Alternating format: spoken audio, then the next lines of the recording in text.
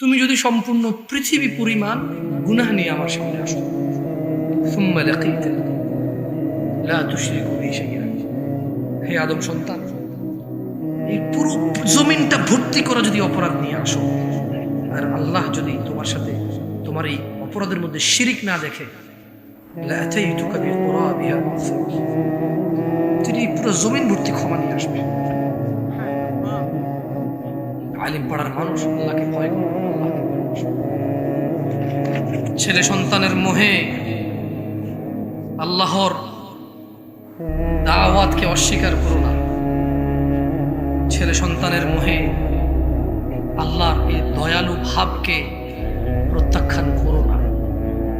ছেলে সন্তান, স্ত্রী, দুনিয়ার মোহে আল্লাহর এই অনুগ্রহকে তোমরা প্রত্যাখ্যান করো না।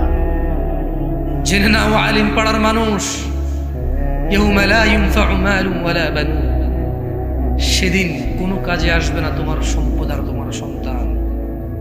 ফাইযা জাআতিস সাখা, যখন এসে পড়বে সেই ধ্বংসধ্বনি, ইয়াউমা ইয়াফিরুল মারউ মিন আখি, সেদিন পলায়ন করবে মানুষ তার ভাই থেকে, ওয়া উম্মিহি ওয়া আবিহি, তার পিতা ও তার মা থেকে। আলিম পাড়ার মানুষ 5 ওয়াক্ত নামাজ আদায় করো।